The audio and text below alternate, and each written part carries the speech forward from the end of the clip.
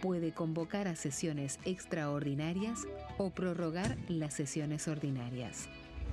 La sesión es dirigida por el presidente de la Cámara de Diputados, que administra el uso de la palabra y las distintas instancias del funcionamiento.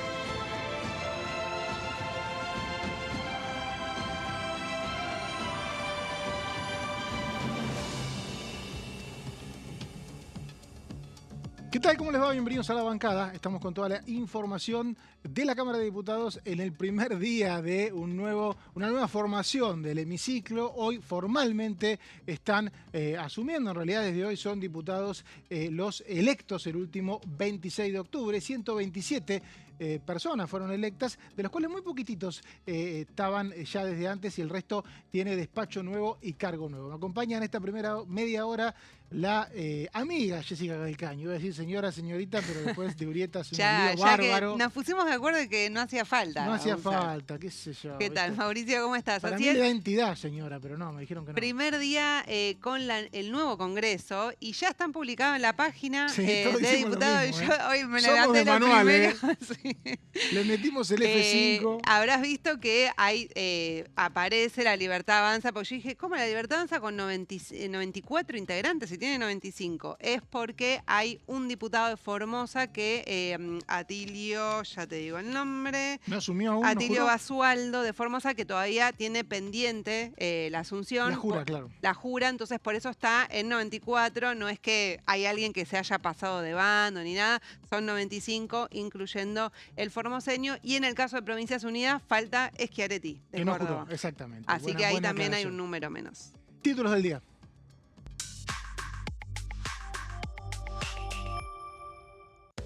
Informe final del Consejo de Mayo. El Poder Ejecutivo de la Nación presentó el contenido de la agenda legislativa de 2026.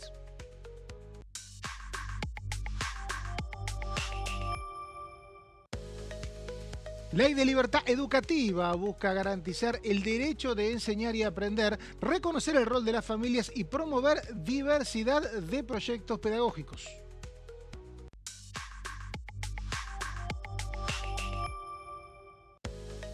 Ley de compromiso nacional. El gobierno quiere su aprobación para garantizar equilibrio fiscal y estabilidad monetaria. Bueno, y ayer Jessy hacía un buen recorte, porque decía hay 6 proyectos que están incluidos en extraordinarias, 3 están presentados en esta Cámara y otros 3 no. El resto de los temas que estamos viendo, como el que veíamos recién de la reforma educativa, es parte del Consejo de Mayo, pero no será parte, por lo menos en diciembre, de la agenda legislativa, ¿no? Así es, lo mismo con todo lo que tiene que ver con la ley de expropiaciones que mencionó también Manuel Adorni en el día de ayer, que quieren liberar la compra de las tierras rurales a propietarios extranjeros. Todas esas modificaciones no entran en extraordinaria, sino que van a ser proyectos como el de la reforma educativa para el periodo ordinario a partir del 1 de marzo más del adelante, 2026. Porque en definitiva son 2 años con este nuevo plantel que asume hoy, nuevo plantel en general de todos los bloques, que tiene a Libertad Avanza más fortalecido y tiene que buscar consensos. Lo que está claro, creo que decíamos del panorama legislativo en las 2 cámaras, me animo a decir, pero sobre todo acá en diputados, es que durante un tiempo la oposición o va a ser aliada o va a ser oposición expectante, pero no va a haber, no hay clima para que haya alianzas opositoras en los próximos meses. Hay que ver cómo madura esto, ¿no? Claro. Porque lo mismo pasaba a comienzo de 2024, obviamente más disminuido el oficialismo, pero según cómo marchen las cosas, después los bloques van tomando distintas posiciones, pero el gobierno tiene tiempo para desplegar esa agenda, ¿no? Sí, y quiere aprovechar el envión del resultado del triunfo electoral de octubre también, ¿no? Que es un poco lo que le había pasado apenas asumió, agarrar el envión del triunfo en ese momento, además del DNU 70, hizo también la ley bases, que fue una mega ley que tenía también las medidas fiscales, que eran algunas reformas impositivas. Bueno, ahora con proyectos individuales, no una mega ley, sino con distintas iniciativas que fueron producto de este Pacto de Mayo, bueno, quiere aprovechar el envión y tratar de estos meses, lo más rápido posible, aprobar la mayor cantidad, por lo menos los ejes, ¿no? O sea, Inocencia Fiscal es un proyecto, además del presupuesto, que le interesa mucho al Poder Ejecutivo, en particular a Luis Caputo, porque es una manera de hacerse de dólares, ¿no? El proyecto de Inocencia Fiscal. Bueno, antes de seguir con lo que es la agenda legislativa, recordemos que hoy se cumplen 2 años de la asunción de Javier Milei. Claro, ¿cómo pasa el tiempo, ¿no? Ya es el 50% Pasó de todo. del mandato de Milei. Hace 2 años, recuerdo que era un domingo, creo que él daba un domingo el 10 de diciembre y asumía a Milei, que había ganado el balotaje pocos días antes, al igual que Macri en 2015. Milei tuvo un triunfo en el balotaje que siempre es 2-3 semanas después de la general. En noviembre, sí. Entonces 20 de noviembre aproximadamente, asumís el 10 de diciembre, tenés que armar todo.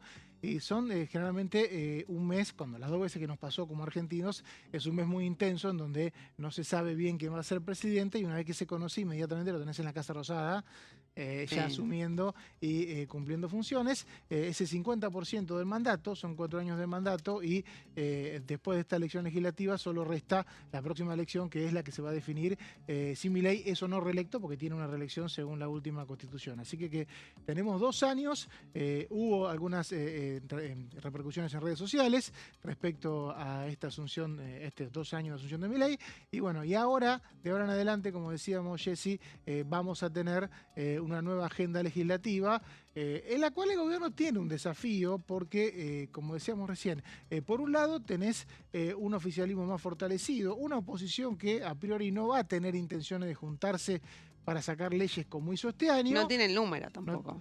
Bueno, no tiene mayoría propia. Por el momento. Claro, no tiene mayoría propia tampoco el oficialismo en ninguna cámara, o sea que si los bloques opositores hacen una conjunción en ambas cámaras, habría mayoría. Eso hoy no está en los planes de nadie. Hay que ver cómo avanza el tiempo y cómo avanzan la adhesión de la sociedad, sobre todo al gobierno, y también el diálogo con los diferentes sectores políticos, ¿no? Sí. Actualmente el diálogo, por lo menos con los gobernadores, viene avanzando, por eso también hay expectativa en que el presupuesto finalmente salga. Va a ser el primer, desde que asumió los 2 años que se cumplieron de mandato, la mitad, decías, Mauri, de Javier Milei, va a ser la primera vez que podríamos llegar a tener un presupuesto. Sí, aclaremos que el otro que no se aprobó, el de 2024, se tenía que tratar durante el gobierno de Alberto Fernández. Claro. O sea que en realidad van 2 presupuestos que no se tratan, uno del gobierno de Javier Milei y el anterior, el presentado por Sergio Massa, que justo fue en la época de la campaña del propio Massa, y se demoró, y después no se trató en diciembre, no se trató más. Claro, sí, no hubo una propuesta alternativa tampoco claro. De La Libertad Avanza para que en extraordinaria se trate un presupuesto alternativo. Optó por ir por la ley bases y prorrogar el presupuesto, que es lo que eso sí lo suelen hacer todos los presidentes, digamos, el primer año de mandato. Esto se hizo en el 2019, de realidad 2020. Es más común.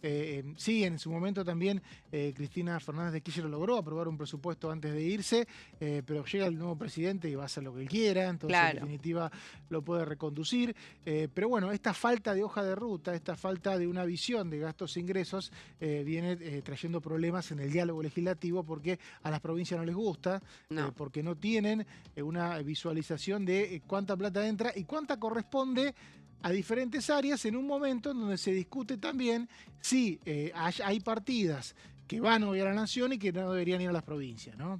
Las provincias, los gobernadores tienen ese reclamo como principal porque entienden de que Milei no está ejecutando algunas partidas y que si no se ejecutan son fondos coparticipables que, bueno, que vuelvan a las provincias. Claro, bueno, de hecho tuvimos este año en el Congreso un debate con iniciativas de los gobernadores por este problema que vos mencionabas, Mauri, que era sobre el reparto de los ATN. los fondos del Tesoro Nacional y también los aportes del Tesoro Nacional, y también por hacer modificaciones en el impuesto a los combustibles líquidos para que quede un mayor porcentaje para las provincias. Esto finalmente fue vetado uno de los proyectos, el otro no llegó a aprobarse del todo, así que seguramente va a ser un nuevo debate, o por lo menos está dentro de la negociación por el presupuesto. Sin ir más lejos, ayer el jefe de gabinete, Manuel Adorni, dijo la coparticipación, que cambiar la coparticipación, actualizarla, era uno de los puntos del Pacto de Mayo, es uno de los 2 puntos de los 10 que quedó afuera justamente porque tiene que avanzar el diálogo todavía con los gobernadores. El otro es reforma previsional, ¿no? Reforma previsional, sí, que el fundamento es que quieren avanzar primero con una reforma laboral, con la modernización laboral que se va a tratar ahora en extraordinarias, y a partir de ahí pensar una reforma previsional. Entonces, reforma previsional y reforma de la ley de coparticipación, por ahora no. No. Los otros temas del Consejo de Mayo sí, y tenemos también la posibilidad, parte de esta agenda, o si no toda esta agenda, fue repasada ayer, en la noche del martes, por Federico Sturzenegger, ministro de Modernización y Transformación del Estado, que se reunió con el bloque de diputados de la Libertad Avanza, acá en el Salón Blanco del Palacio. Hubo una reunión de poco más de 2 horas en las que repasaron el contenido del Consejo de Mayo y hablaron de la agenda próxima, que tiene 2 temas que todavía están en extraordinaria, pero todavía no conocemos, que es la reforma laboral.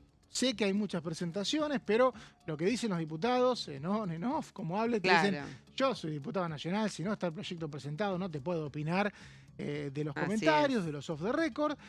Tampoco se conoce la ley de la reforma a la ley Graciares, que es un tema que el gobierno se tiene mucha fe, que tiene mucho consenso, porque lo piden aparte los gobernadores, muchos gobernadores, y el propio gobierno está de acuerdo. Entonces ahí es como que uno ve la mayoría, pero esos 2 textos por ahora oficialmente no entraron, ¿no? No entraron, pero en el caso de la ley de glaciares ya hay debate y los diputados, te digo, ya están recibiendo en sus correos, en sus despachos, documentos de distintas organizaciones ambientales que sugieren, con distintos argumentos, no modificar la ley de glaciares tal cual la conocemos hoy. Así que este es uno de los temas que ya está, por lo menos hay para escuchar otras voces también, ¿no? Porque están los argumentos de los gobernadores, está el argumento del Poder Ejecutivo de por qué sería importante para el país cambiar la ley de glaciares para avanzar sobre todo con la explotación de minería. Es minería y oro lo que puede extraerse, de cobre. Lo que puede extraerse desde de los glaciares, pero tienen que hacer modificaciones para que avancen estos proyectos mineros. Tenemos unas placas de eso, si te parece, las pegamos, porque justamente es uno de los proyectos que se trataría desde el Senado de la Nación. El Senado arrancaría con reforma laboral y reforma a la ley de glaciares, y por ahora, insisto, los textos no han ingresado. En el caso de reforma laboral es un debate abierto, bastante complejo. En el caso de ley de glaciares es algo que surge también desde los gobernadores a la nación, ¿no? Sí, así es. De hecho, el propio Javier Milei dijo, esto fue algo que conversé mucho con Alfredo Cornejo, el gobernador de Mendoza, que justamente en el día de ayer, logró finalmente que se apruebe el estudio de impacto ambiental para avanzar con el proyecto de minería San Jorge. Este es un documento que le llegó a los diputados a sus casillas de correo, en los despachos. Es de la organización Círculo de Políticas Ambientales, que está firmado por 38 organizaciones de todo el país. Te digo algunas, por ejemplo, la más conocida es Greenpeace, de las que lo firman. También, pero no es del país, ¿no? Greenpeace es una organización internacional que tiene sede en el país, ¿no? Sí, por supuesto. Después la Agencia de Cooperación para el Desarrollo, ACERCA, es otra que es conocida, Asociación Argentina de Abogados y abogadas ambientalistas. Por ejemplo, Enrique Vial es parte de esta organización, que es alguien que ha dado varias entrevistas y hecho comentarios al respecto. Otro es Consciente Colectivo, Fundación Biodiversidad. Bueno, estos son algunos. En el documento al final están todas las firmas de quienes promueven este documento, que el título que lleva este documento es Sin agua no hay desarrollo posible, razones por las cuales la ley de glaciares no debe modificarse. Vamos a agarrar algunos de los puntos. Es un documento que no es muy extenso, pero por lo menos para conocer otras visiones, ¿no?, sobre este debate que va a estar aquí en el Congreso. Destacan, por ejemplo, la función de los glaciares y el ambiente periglacial. que dicen, bueno, son reservas estratégicas de agua para el consumo humano y también para la agricultura, que permiten la regulación hídrica. Esto de la regulación hídrica, sobre todo en las zonas más desérticas, dentro, o sea, porque los glaciares están a lo largo de toda la cordillera. Y también dice funciones ecosistémicas y valor científico y social. Algunos datos que me traje anotados, Mauri, que están en el documento, para tener, que son datos, digamos, más objetivos de cuántos glaciares estamos hablando, ¿no? Dicen que hay 16.968 cuerpos de hielo en nuestro país, en una superficie de 8.484 kilómetros cuadrados, una extensión de 5.000 kilómetros y que afecta a 12 provincias, todas las que lindan con la cordillera. Y lo que hacen los glaciares y el ambiente periglaciar es resguardar el 70% de agua dulce en forma de nieve o hielo. Esto como definiciones, ¿no? Para tener en común de qué estamos hablando cuando hablamos de esta ley. Vamos a la siguiente placa para ver algunos de los puntos que destacan y de por qué dicen, bueno, no recomendamos avanzar con cambios en la ley de glaciares. Vamos a la siguiente placa. Habla de presupuestos mínimos ambientales, que ¿qué es lo que quiere decir? Que eso está fijado en la Constitución Nacional. Lo que hacen los presupuestos mínimos es dar una tutela uniforme y común en todo el territorio nacional para asegurar justamente la protección del ambiente, porque los beneficios generados por este tipo de ecosistemas que hay que resguardar, dicen, no reconocen fronteras, es un patrimonio de toda la Argentina. Entonces, dicen, insisten en esto, la ley de glaciares lo que establece es, no pasa por encima de las provincias, sino que es dar criterios comunes. Este artículo creo que es el 41 de la Constitución. Sí, el 41. El Congreso puede tomarlo o no. O sea, de hecho, presupuestos mínimos, hay un montón de áreas naturales que no tienen presupuestos mínimos porque el Congreso determinó que no era necesario. Obviamente se puede judicializar después, ¿no? Sí, bueno, es parte, de hecho citan un fallo, ahora lo vamos a repasar, justamente hay un fallo de la Corte Suprema que habla de este conflicto o aparente conflicto, según ellos, entre el artículo 41 de la Constitución, que establece los presupuestos mínimos ambientales, y el artículo 124 de la Constitución. El artículo 41 no es que establece, sino que le permite al Congreso, sí, es una sesión de autonomía que hacen las provincias. El Congreso puede no tomarla, que es lo que estaría ahora diciendo. Bueno, yo en este tema, como en muchos otros, prefiero que sigan las provincias definiendo el tema ambiental, ¿no? Claro, que eso es lo que está fijado. El 124 de la Constitución Nacional es el que dice digamos, el dominio de los recursos naturales está en manos de las provincias. Esto siempre ha sido un eje de conflicto. Por ejemplo, cuando se debatió ley de humedales, se citó mucho el artículo 124 por parte de las provincias que no querían justamente que se avance con una ley en ese sentido. Vamos a la siguiente placa para seguir repasando algunos de los puntos que destacan en este documento de 38 organizaciones. Dice, esta ley de glaciares fija límites solo en áreas de agua congelada. Esto es importante, la diferencia, superficie o profundidad, porque lo que es glaciar es lo que está en la superficie, lo que vemos en esas imágenes que recién veíamos en pantalla, y lo que es profundidad es lo que tiene que ver con el ambiente periglacial, que nosotros no lo vemos, pero es debajo de la tierra, hay formaciones de hielo que sobre todo en las zonas más desérticas son muy fundamentales para mantener los ecosistemas. Esto es lo que dicen estos ambientalistas y especialistas que firmaron este proyecto. Seguimos con las placas, ahí bueno, eso estábamos viendo lo que es superficie. Dice, se restringen actividades solo en las áreas definidas científicamente como glaciares y periglaciares, y que el hielo tiene funciones esenciales y cualquier daño que se haga por el desarrollo de determinadas actividades es irreversible, es decir, no se puede volver atrás.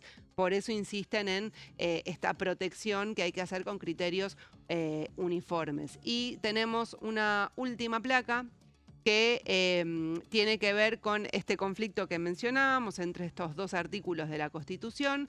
Ellos dicen, no invade la jurisdicción provincial, y que esto fue ratificado por la Corte Suprema de Justicia. Hay un fallo de Barrick Exploraciones Argentinas, Sociedad Anónima y otros contra el Estado Nacional del 4 de junio del 2019, donde la Corte Suprema de Justicia dice que la ley de glaciares no pasa por encima de la voluntad o el mandato que tienen constitucional. Yo recuerdo haber cubierto la ley de glaciares en su momento, y el debate no era la autonomía, el debate era los efectos que generaba la actividad minera. Y ahí va a ser interesante si abre un debate, porque estaba en ese entonces el gobernador Gioja, que tenía a su hermano como senador, y él planteaba de que la provincia de San Juan, a partir de la minería, no tiene una crisis hídrica mayor que la que podría tener el desierto en sí, como es San Juan, o sea, no tiene una crisis mayor hídrica que Mendoza, y que las consecuencias de la falta de agua no eran mayores a partir de la minería, y las consecuencias económicas de la minería sí dieron vuelta a la provincia. Bueno, la infraestructura de hoy no tiene absolutamente nada que ver con lo que era San Juan hace 25 años. Todo eso se va a debatir ahora. Se me ocurre que ahora los consensos son otros, ¿no? En ese momento estaba todo bastante más fragmentado. Sí, bueno, pasa que hay un debate que es global también, porque sí, hay muchas provincias que quieren avanzar en la actividad minera en estas zonas y que no pueden hacerlo porque la ley de glaciares no permite que se arme la infraestructura, no solo la extracción, sino que también toda la infraestructura que se necesita en los alrededores, caminos y demás. Porque justamente también, además de lo que fija la Constitución para las provincias, están las regalías que le quedan a la provincia, ¿no? Claro, hay un interés económico concreto. Hay un interés económico, pero también tengamos en cuenta que los dólares que ingresan al país hacen a la cuenta corriente del país, que es uno de los principales problemas que tienen, y la queja de todos los gobiernos siempre es que en Chile existe 60.000 millones de dólares aproximadamente, por lo menos los números, los últimos que recuerdo, ahora dicen que llegó como 80, por exportaciones mineras, y en Argentina no llega a 4 o 5, y como la montaña es la misma, no se justifica. Puede ser un poco menos, pero no. Y eso tiene que ver con la cantidad de proyectos que hay. Por lo tanto, el resguardo ambiental obviamente es importante, pero hay un interés económico que no se puede eliminar gratis. O sea, por lo menos el debate, por eso siempre es bastante intenso de las provincias, ¿no? Sí, lo que insisten, por lo menos los sectores ambientalistas que defienden la ley de glaciares, es que es muy poco lo que protege. Es una extensión, es muy precisa, es con definiciones científicas, entonces que también es, hay argumentos de los dos lados. Está el argumento de la actividad y está el argumento de que son recursos naturales que no se vuelven a generar.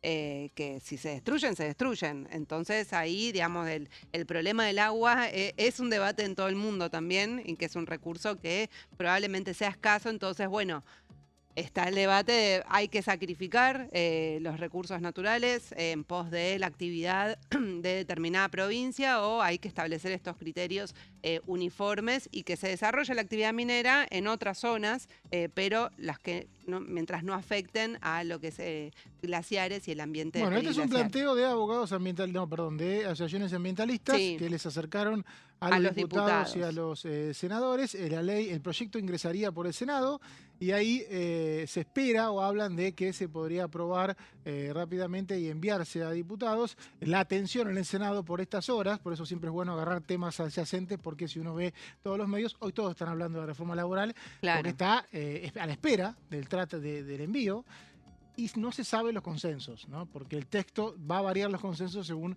el texto que se envíe. Entonces, mucho rumor, mucha versión, pero va a haber recién un panorama cuando se envíe el proyecto. Gracias, Jessica, por esta media hora. A vos, Mauri. Gracias a ustedes también. Enseguida volvemos con más La Bancada.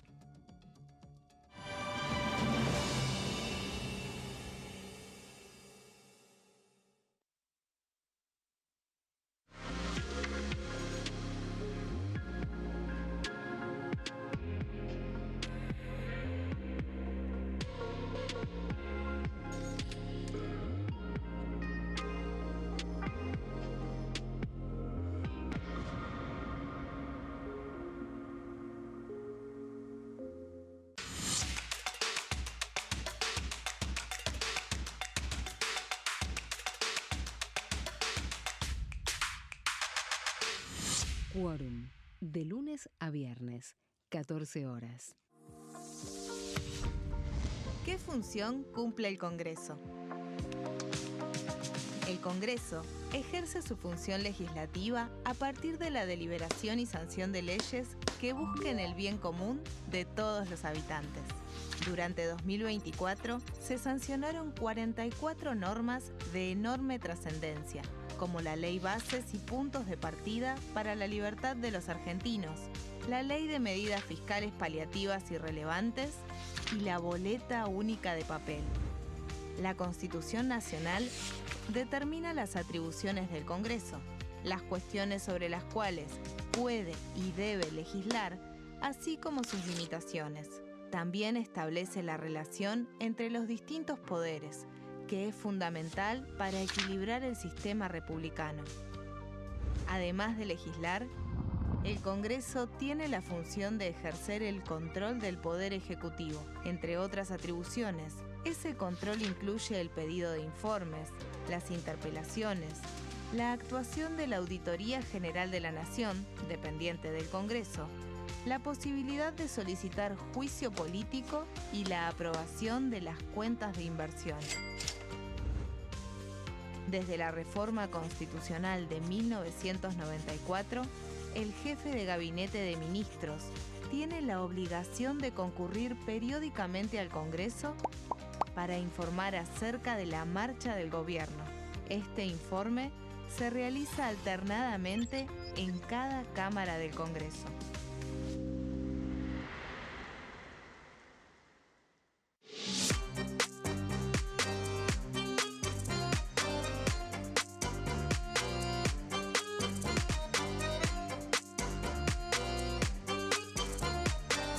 Plenario, de lunes a viernes, 15 horas. El sarampión es una enfermedad viral altamente contagiosa. Que no juegue con tu hijo. Puede poner en riesgo especialmente a menores de 5 años no vacunados. Ante la aparición de fiebre y manchas rojas en la piel, consulta de inmediato con un médico. La vacuna es la única forma de prevenirlo y es parte del calendario nacional de vacunación. Es segura, gratuita y está disponible en vacunatorios, centros de salud y hospitales públicos del país. Vos ya tenés esta vacuna. Dásela a tus hijos. Elegí prevenir.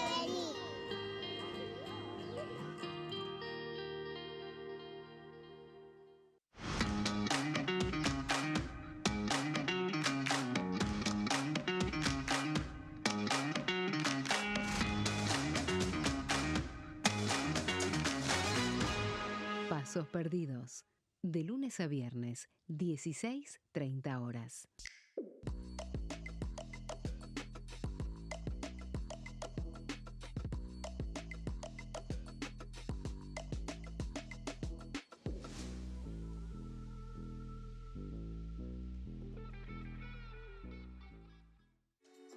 Bienvenidos, bienvenidas. Esto es mi proyecto de TV Stream.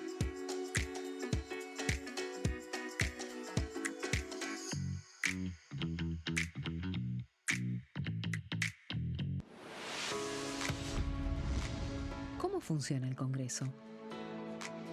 Cuando un proyecto de ley ingresa a la Cámara de Diputados, ya sea presentado por un legislador, enviado por el Poder Ejecutivo o producto de una iniciativa popular, se trata primero en el ámbito de las comisiones. Las comisiones son el espacio de análisis y debate sobre los proyectos conformadas por legisladores de distintos bloques.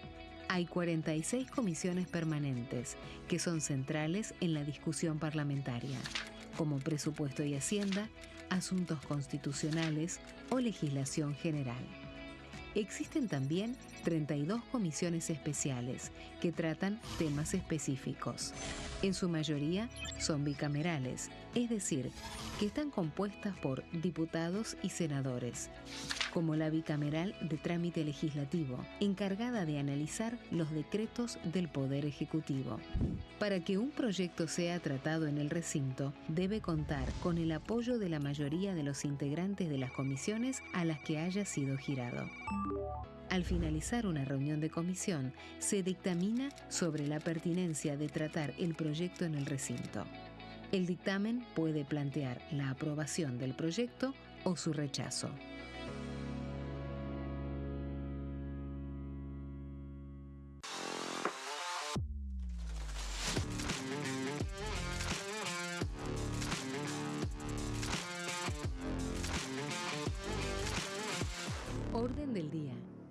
lunes a viernes, 11 horas. ¿Cómo funciona el Congreso? Las sesiones son el espacio donde los diputados debaten proyectos de ley para su aprobación, modificación o rechazo. En una misma sesión pueden tratar varios proyectos de ley.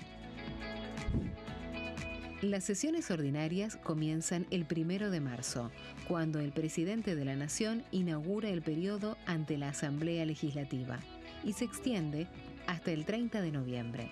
El Poder Ejecutivo puede convocar a sesiones extraordinarias o prorrogar las sesiones ordinarias. La sesión es dirigida por el presidente de la Cámara de Diputados, que administra el uso de la palabra y las distintas instancias del funcionamiento.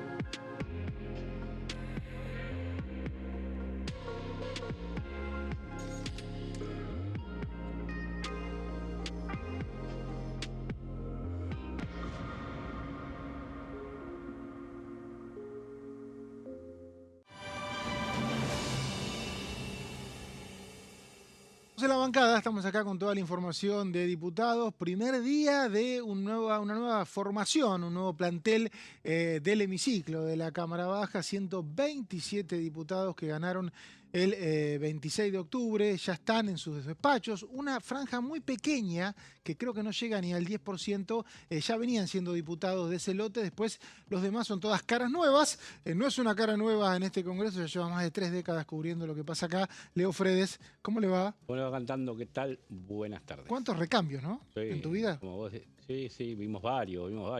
Entran nuevos, expectantes, viendo cómo son los lugares que le van a tocar. En los pasillos, ¿no? Sí, los que entran siendo oficialismo de la nada sin ser oposición lo viven distinto que los que entraron siendo oposición y después hicieron oficialismo. Eso lo veía el otro día en la Jura. Por ejemplo, a ver, dame un... No te doy nombres, pero más o menos... No, pero detalles, ¿cómo es? No, detalles porque entrás ganador. Claro. Y eso te da... cierto aire, hay que ver de capitalizarlo, porque no es fácil, porque ser opositor en el Congreso es difícil, pero te curte, digamos. Claro. Te va dando un ejercicio, el día de mañana cuando sos oficialismo podés tener otro con la oposición. Le ha pasado a muchos oficialismos que han entrado sacando demasiado pecho, diputados de algunos oficialismos, algunos son conscientes de dónde están y que el día de mañana pueden ser oposición. Algunos no parecen estar conscientes de que el día de mañana pueden llegar a ser oposición. Entonces a algunos se les hace difícil esto que parece lindo de entrar siendo oficialista. Bueno, todavía no hubo sesiones con la nueva Cámara, o sea que camino se hará al andar. Claro, ahí veremos cómo cada sector, cada diputado va madurando en su formación como representante. Es todo muy dinámico, muy dinámico. Hubo muchas alternancias de gobierno. Hay alternancia de gobierno en toda América Latina, sí, no es un tema de Argentina. Sí. Hay alternancia de diputados. Si uno mira la foto de la Cámara de Diputados, hoy es 10 de diciembre de 2023. Si uno mira la foto de la última sesión que hubo en 2023, noviembre, octubre, sí, eran casi 257 nuevos. Quedan muy poquitos. Claro, exactamente. Sí, quedan muy poquitos de esa Cámara que funcionó hasta el último día del gobierno de Alberto Fernández, porque hubo una amplia renovación en 2023 y otra enorme en 2025, aun cuando los diputados tienen una reelección indefinida. Sí, o sea que en realidad el problema que tienen, o la circunstancia que tienen, es que no reeligen porque no pueden hacerlo. De aquella formación de 2021, que fue una elección muy atípica, pandemia, se tuvo que atrasar, el gobierno no estaba bien porque era un gobierno que estaba en pandemia, o sea que ya parecía que tenía el bolito picado, el gobierno anterior de alguna manera no le había ido bien, y una elección que se hizo muy local, la de 2021. Recuerdo que en cada provincia se dirimían las nuevas alternativas, y claro, de aquella elección, de aquel escenario, no quedó nada. Entonces los diputados que fueron elegidos, casi todos se fueron a sus casas. Sí, es decir, es verdad, si vos mirás esas composiciones de los momentos que vos estás diciendo, la de ahora y la de cuando vos marcás, ha cambiado mucho en relación con años anteriores donde en 4 años no se cambiaba tanto, no se modificaban tanto. Los diputados tenían mandatos de 8, 12 años, entonces se mantenía más o menos una línea, pero ahora es verdad que hay pocos, debe quedar unos 20 de esa composición, sí. Más o menos, y sí, soy generoso, capaz, ¿eh? Sí, 20 y pico de la composición digamos, de los electos en 2021. De los que estuvieron de 2021 a 2023. Y estamos a 4 años, no es tanto. Y ninguno protagonista estelar. Germán Martínez nomás. Germán Martínez, estaba... Cecilia Moró. Sí, por ahí Unión por la Patria mantiene esa dupla fuerte. Yasky, pero por ejemplo la UCR tenía otro jefe, que era Mario estaba Negri. en ese momento Negri. Bueno, Banfi continúa todavía. Banfi continúa. Pero sí, los radicales tenían a Negri, Base, gente del interior. Bueno, Ritondo, digamos que la jefatura sí. Los Ritondo Penatos ahora se va después de muchos años también. De los que se van, que hace muchos años que están, Carla Carrizo también, otra radical que... Y eso que no hubo recambio fuerte en 2023, porque lo que pasa cuando hay un gobierno nuevo, se llevan muchos diputados y senadores, sobre todo diputados, al gabinete, y como casi no había diputados de La Libertad Avanza, no pasó eso en 2023, pero si no, en 2019 recuerdo, y 2015, una gran rotación por diputados que se iban al Poder Ejecutivo. Pero bueno, con estas caras nuevas va a empezar una nueva agenda, Leo, que tiene 6 temas, 3 ya presentados en esta Cámara, y la posibilidad, me decían, de una sesión en diputados el próximo miércoles 17, ¿no? Sí, todavía mantenemos esa fecha, es la más probable teniendo en cuenta que en estos días, entre hoy y el viernes, la presidencia de la Cámara, Martín Menem, terminará de ajustar las cuestiones protocolares, reglamentarias que tienen que ver con la firma de todos los papeles que hagan falta para formar comisiones, convocar a esas comisiones que se van a citar, fundamentalmente para tratar el proyecto de ley de presupuesto, que es el primero que tiene en agenda la Cámara de Diputados, y trabajar desde el lunes 15 o desde el martes 16, según como salga el tema de los vuelos para que lleguen a Buenos Aires los diputados, y el miércoles 17 el objetivo de llevarlo al plenario de la Cámara, este proyecto de ley de presupuesto, en esta actuación de la primera composición, esta primera actuación de la nueva composición de la Cámara. Miércoles o jueves, a más tardar, me decían, se harían las constitutivas de las comisiones un día. Claro. Y después, o sea, que es el modelo y después empezaría a funcionar otro, que es el modelo que se hizo allá por enero del 2024, bastante intenso esos días,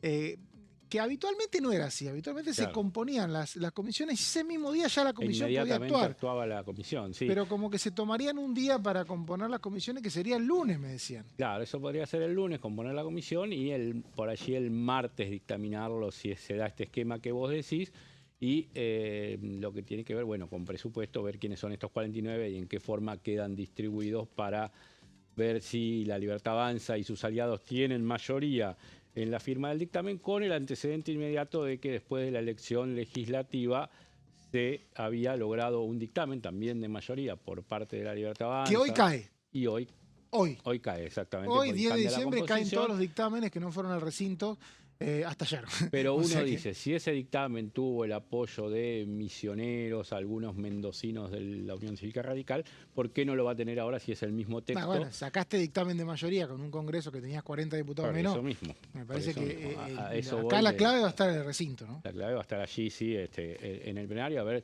están diciendo aspiracionalmente que podrían lograr 150 votos, con 129 le alcanza. Bueno, ahora están jugando un poco en el oficialismo con ese número a ver cuán alto puede ser para darle mayor volumen a la sanción del presupuesto. Bueno, porque si tenés Unión por la Patria, que tiene 95, la izquierda tiene 4. Sí. Más algún grupeto rebelde, del Natalia resto. de la Sota ya tiene 100. Bueno, ¿sabés quién nos vino a visitar? Guido Brolaski. No. Lo vino acá ¿Cómo anda, señor? ¿Bien? ¿Qué tal, Mauri? Bien, bien. ¿Vos? ¿Estás escuchando ahí? ¿Qué opinas de todo esto? No. Estaba escuchando atentamente el poroteo previo. Ajá. Sí, sí. Lo que pasa es que hay que ver el presupuesto, sí. Yo creo que se avanza el presupuesto, pero lo que vos mencionabas del dictamen de mayoría, también en ese momento la oposición hizo algo para cumplir porque ya estaba entregado de que eso no iba a caminar y dividieron también los votos, ¿no? Entonces se alza Es verdad eso. sorpresivamente, Es verdad. La Libertad Avanza con pocos votos de ese Congreso. 20, de hecho, no llegué ni a los 25 de la con el mayoría. dictamen de mayoría. Claro. Pero la oposición terminó haciendo, después de las elecciones, 26 de octubre, cambió el escenario Es político. como que terminó de alguna manera el trabajo de la oposición Claro. como aliada que fue estos años. Bueno, se presentaron el Consejo de Mayo, ayer en realidad los proyectos del Consejo de Mayo, y vi, Guido, ahí que vos tenés uno de los proyectos que todavía no llegaría al recinto, que por lo menos está por presentarse el año próximo, que no sería parte de la agenda pre-año nuevo, que tiene que ver con la inviolabilidad de la actividad privada. Estoy muy interesado, porque no leí realmente, en cómo es este proyecto, porque uno infiere, cuando yo veía el título, de que ya la propiedad privada no se puede violar en Argentina. Pero bueno, evidentemente hace falta una ley para que se cumpla eso, ¿no? Bueno, es el título, ¿no?, que tiene el proyecto. Va más allá en los derechos de los propietarios. A ver. De lo que hay actualmente. Esto es lo que ahora lo vamos a ver bajado a la práctica en lo que dice el proyecto.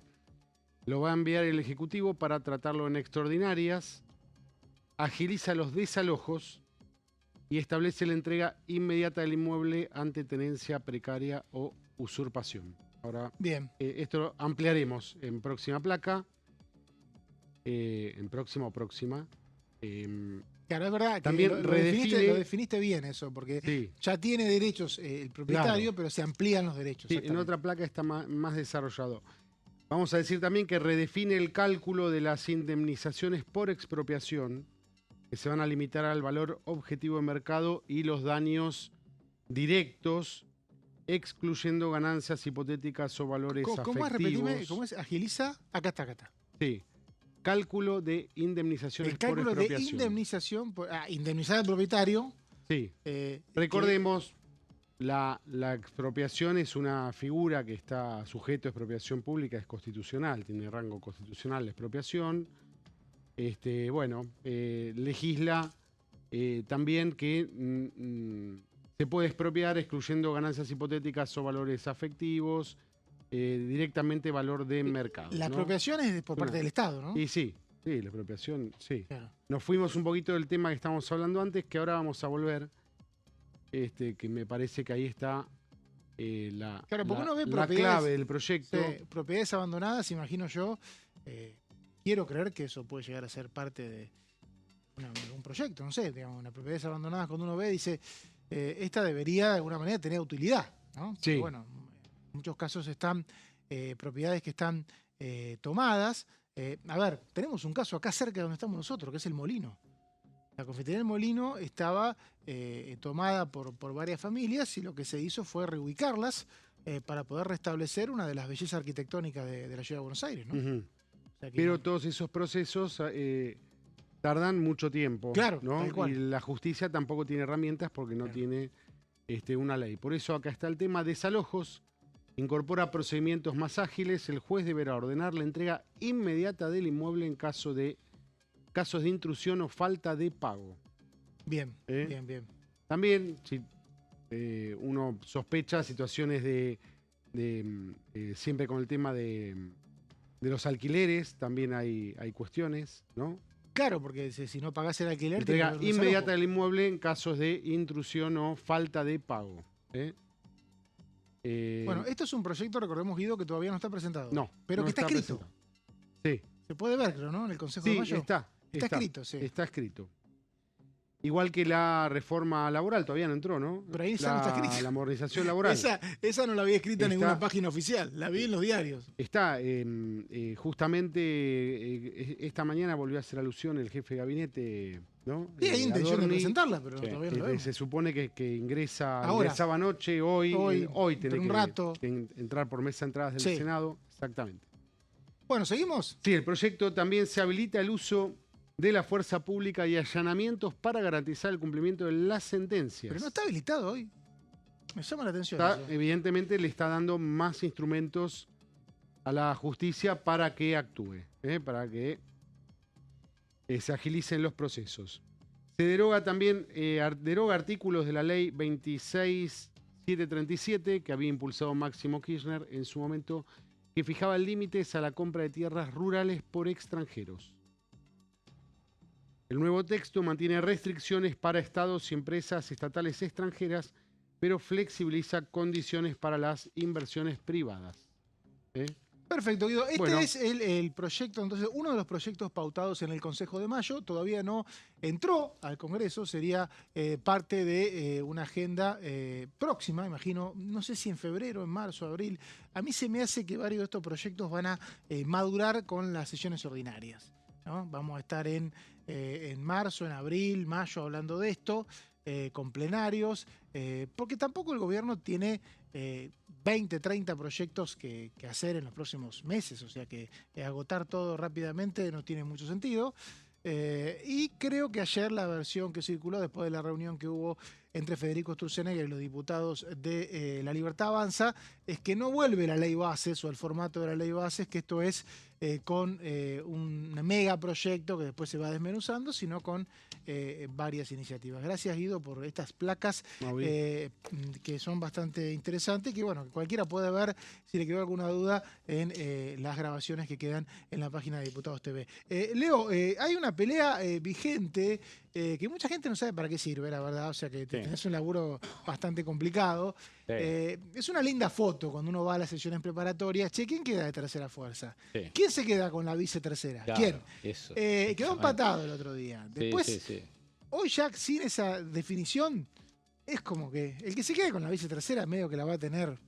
Habría que ver, de prepo, qué sé yo. Es muy de consumo interno, como vos decís. La gente casi que ni sabe quién es el presidente, el vice. Es como ganar un torneo en el escritorio. Sí, pero es una disputa porque eran viejos socios también, porque electoralmente compitieron en algunos lugares, porque algunos que estaban en un sector se pasaron al otro.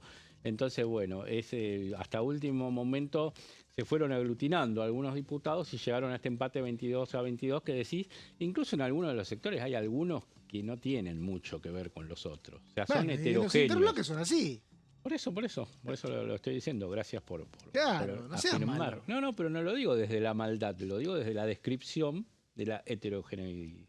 De la heterogeneidad, bueno, los interbloques son heterogéneos. Eso, entonces, porque hay algunos que son más homogéneos, si se puede decir, que tienen determinadas... Pero por algo son interbloques, tienen varios No, sellos. pero usted tiene, por ejemplo, cantando el interbloque que funcionó en el Senado hasta ahora, hasta hace pocos días, eran 3 bloques de signo peronista, claro, juntados en un interbloque. Entonces ahí podemos hablar de una cuestión homogénea. Acá hablamos heterogéneo porque tenemos a la coalición cívica con un gobernador o con un gobierno provincial, tenemos un gobierno de Santa Cruz. ¿Y por qué hacen eso? A ver.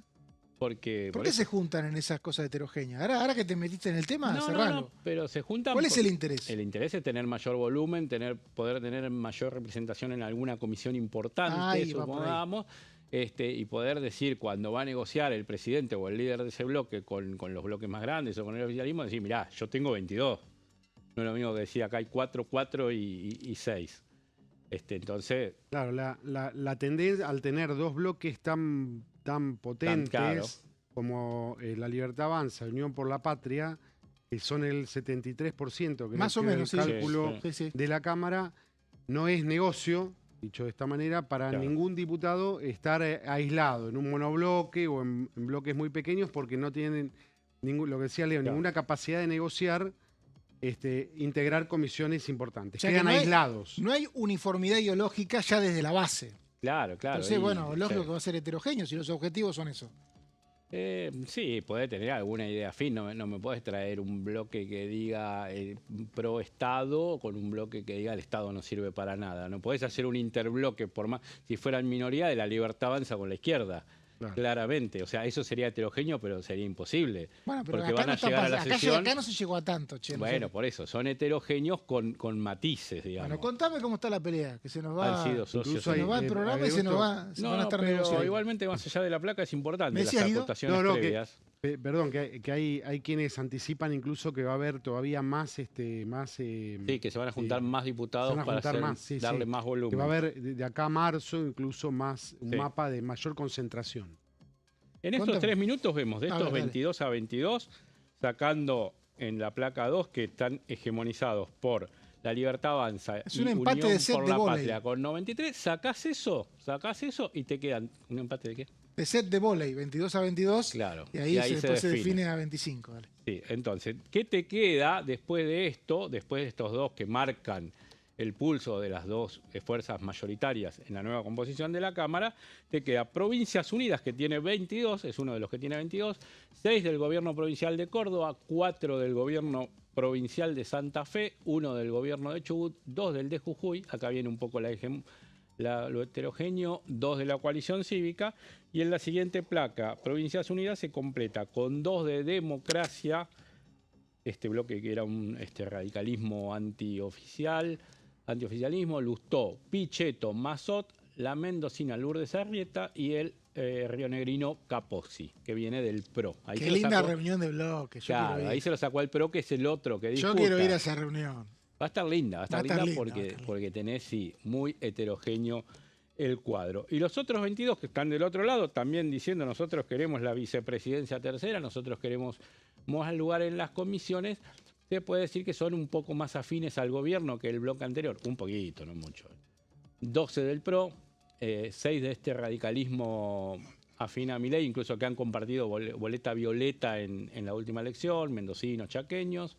2 del MIT, que es Oscar Sago, que había sido de La Libertad Avanza, jefe de bloque al principio del mandato de Milei. 1 de la provincia de Santa Cruz. Y Karina Banfi, que quedó ahí sola, la ex vicepresidenta del bloque radical. Pero vos me dirás, ¿y los 6 radicales no están ahí? ¿Por qué Banfi? Bueno, no les dio para estar en el mismo bloque, pero sí les da para estar en el mismo interbloque. Esta cuestión de... Bueno, tuvieron diferencias en el bloque, pero esta cuestión de relaciones de política y a veces hasta pueden ser personales, si se quiere. Y sí, lo que pasa es que también cuando son bloques tan chicos, se miran a la cara, son pocos y obviamente la convivencia... Y decir, y nosotros venimos con un camino separado hace 6, 7 años, la interna del partido, y ahora tenemos que estar en el mismo bloque. La Libertad Avanza ayer era 95 y hace 2 años eran 2. Claro, entonces dice, éramos 2 y ahora somos 95. Bueno, lógico que las peleas no van a ser iguales, ¿no? Y no, por eso hay que ver cómo están estos 95 también. De lo que fue el año pasado, de los 40 con que empezó la composición de Milei, perdió 6 en el camino. Recordamos que todavía siguen siendo diputados. Sí, son diputados. De hecho, por eso hay... ahora divididos en 3 bloques distintos. Podrían sumar y darle un volumen mayor. Bueno, Leo, esta es la pelea, 22 a 22, empatados, se define dónde. Y hay que ver cómo se define, si alguno suma uno más. ¿Pero cómo se define? Ya me trajiste esa pelea. Por eso, hay que ver si alguno suma uno más para tomar otro número o si tendrá que ser el plenario el que diga un año cada uno, qué sé yo. Claro, esa es buena, ¿eh? Yo creo que te van a escuchar, ¿eh? Bueno, Santa Cruz no está en Provincias Unidas. ¿Quién? Santa Cruz. Otro, por eso. Santa Cruz hizo campaña electoral con Provincias Unidas y terminó en el bloque del PRO. Capozzi, que era del PRO, termina en el bloque de Provincias Unidas. Bueno, fueron cambiando ideas. Claro, exactamente. Leo, gracias por Muchas el gracias, detalle. Mauri. Y también gracias, Guido. Gracias, Mauri. Este inicio de 10 de diciembre, un programa bastante especial porque por los pasillos están los diputados que asumieron el último 26 de octubre y que van a seguir durante 4 años. Nosotros nos vamos. Ya llega Horacio Bon, volvemos mañana a las 13 acá en La Bancada. Hasta luego.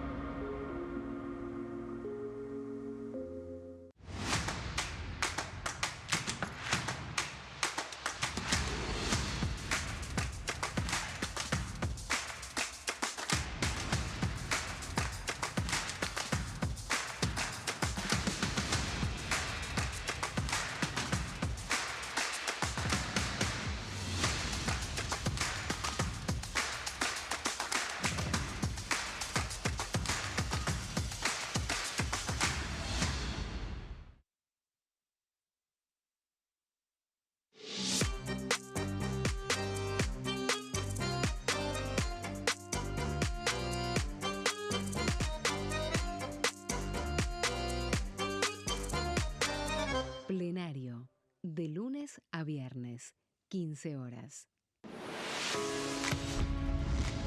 ¿Cómo funciona el Congreso?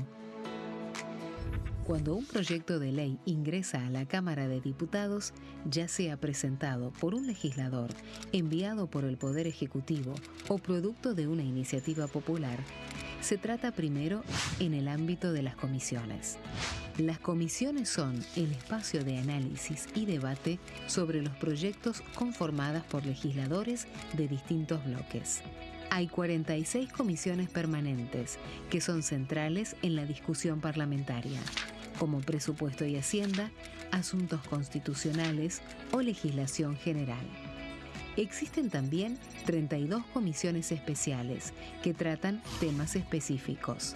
En su mayoría son bicamerales, es decir, que están compuestas por diputados y senadores, como la bicameral de trámite legislativo, encargada de analizar los decretos del Poder Ejecutivo. Para que un proyecto sea tratado en el recinto, debe contar con el apoyo de la mayoría de los integrantes de las comisiones a las que haya sido girado. Al finalizar una reunión de comisión, se dictamina sobre la pertinencia de tratar el proyecto en el recinto. El dictamen puede plantear la aprobación del proyecto o su rechazo.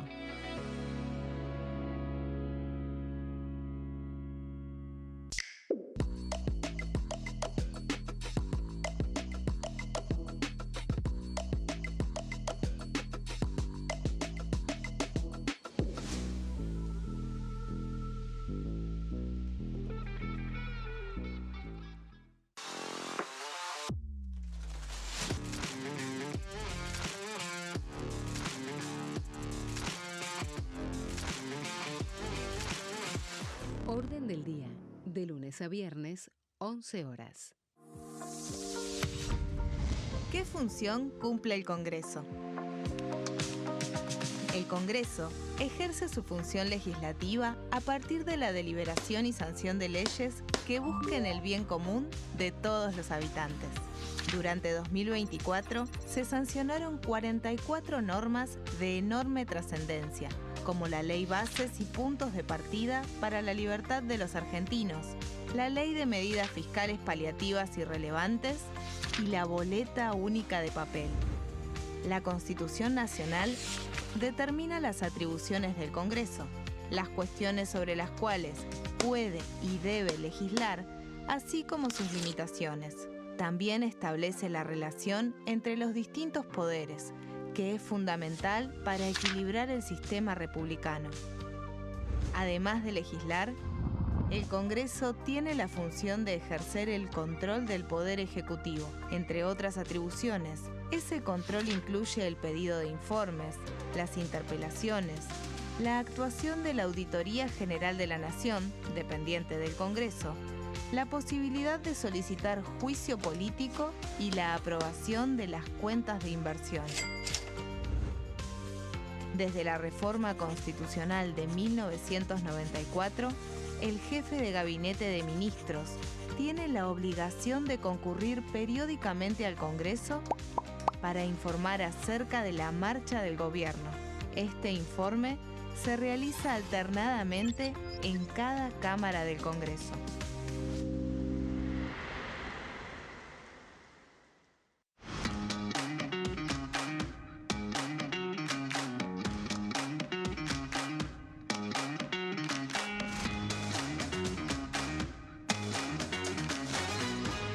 Pasos perdidos, de lunes a viernes, 16